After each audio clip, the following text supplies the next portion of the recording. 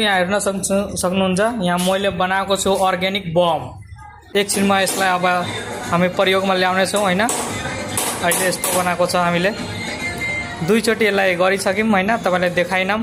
अब अर्कोचोटि पड्काउँदाखेरि देखाउँछु।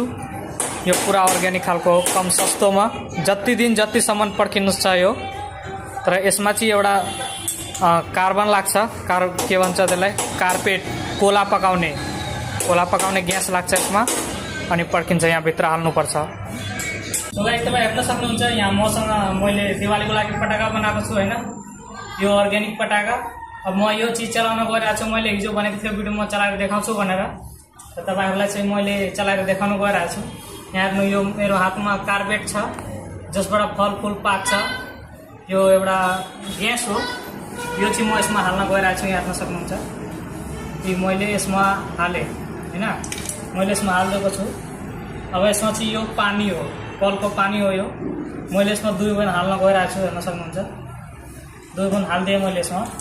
र मैले यसो हलाएँ हैन, यसो हलाएर अनि यसलाई झार्दिएँ।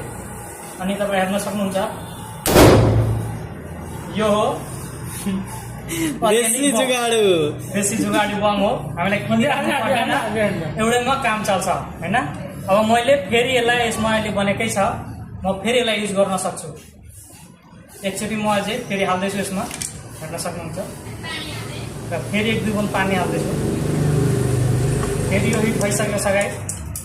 र मैले फेरि एकचोटि युजमा यसलाई राखिदिएँ र फेरि एकचोटि खोइ ग्यास सकिसक्यो त्यसको। Oh, sorry guys.